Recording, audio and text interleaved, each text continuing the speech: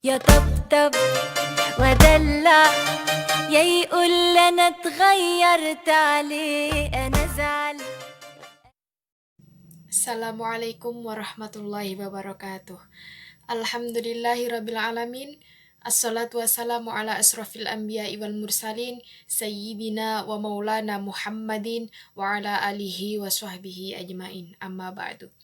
Baik anak-anakku sekalian, sebelum kita memulai pembelajaran, marilah kita berdoa terlebih dahulu, berharap supaya pembelajaran dari awal hingga akhir berjalan dengan lancar.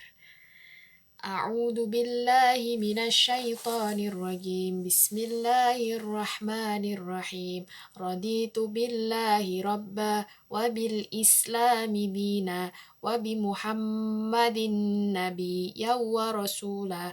Rabbi zidni ilma warzuqni fahma. Amin ya rabbal alamin. Baik anak-anakku, Bu Guru memiliki sebuah cerita. Pada suatu hari, Cici jatuh sakit.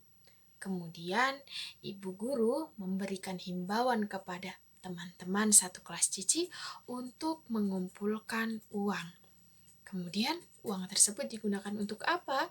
Digunakan untuk membeli buah-buahan yang akan dibawa ketika menjenguk Cici. Sikap yang dilakukan teman-teman Cici merupakan cerminan dari sikap simpati. Nah, sekarang Bu Guru tanya kepada anak-anak, sudahkah anak-anak sekalian bersikap seperti teman-teman Cici? Nah, kalau belum, kita akan mengikuti pembahasan yang akan Bu Guru sampaikan mengenai surah Al-Kafirun ayat 1 sampai 6. Baik anak-anakku, sekarang kita membahas mengenai surah Al-Kafirun. Surah Al-Kafirun terdiri atas 6 ayat. Al-Kafirun merupakan surah yang ke-109 dalam Al-Quran. Surah Al-Kafirun termasuk kelompok surat Makkiyah karena turun di kota Makkah. Tetapi kalau turun di kota Madinah namanya surah Madaniyah. Diturunkan sesudah surah Al-Ma'un. Jadi surah Al-Kafirun itu diturunkan setelah surah Al-Ma'un. Al-Kafirun artinya orang-orang kafir. Nah, sebelum kita melanjutkan pembahasannya, mari kita membaca dulu surah Al-Kafirun ayat 1 sampai 6. Ayat 1 sampai 6. A'udzu billahi minasyaitonir rajim. Bismillahirrahmanirrahim. Qul ya ayyuhal kafirun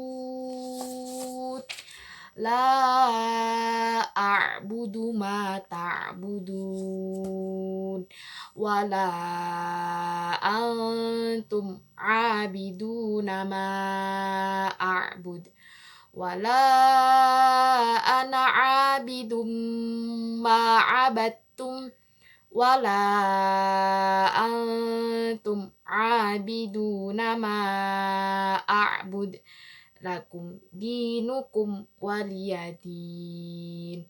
Shadaqallahul azim. Anak-anakku, kita lanjutkan pembelajarannya. Kita melangkah lebih maju lagi mengenai isi pokok kandungan surah Al-Kafirun. Isi pokok surah Al-Kafirun mengajarkan tentang cara bersikap menghadapi perbedaan keyakinan beragama. Hal ini telah ditunjukkan oleh Nabi Muhammad SAW saat menghadapi kaum musyrikin Quraisy. Nabi Muhammad SAW selalu mendakwahkan kebenaran ajaran Islam kepada kaum musyrikin Quraisy dengan lemah lembut.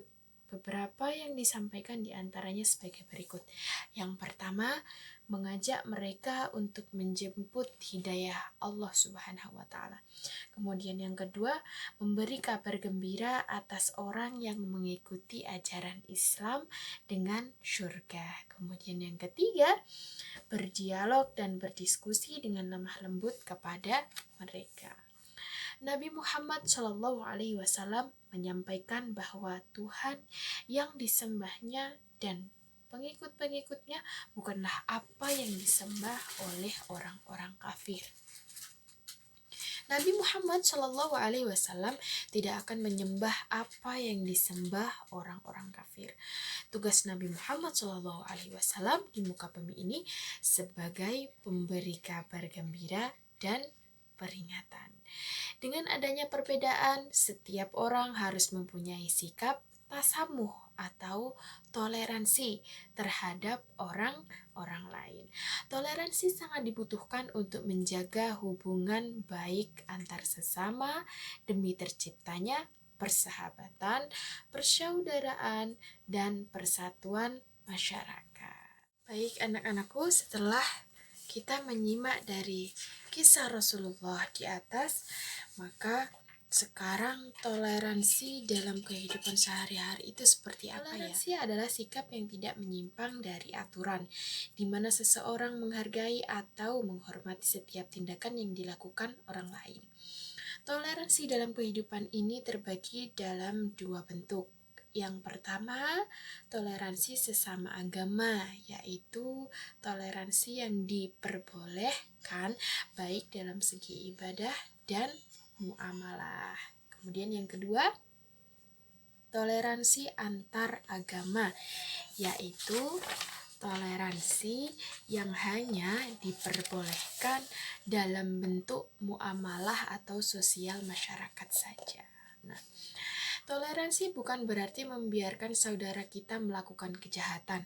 Apabila ada saudara kita seiman yang melakukan kejahatan, kita diwajibkan mengingatkannya dengan memberikan nasihat. Toleransi tidak diperbolehkan jika melanggar aturan agama. Toleransi bukanlah mengorbankan keyakinan kita karena suatu kebenaran.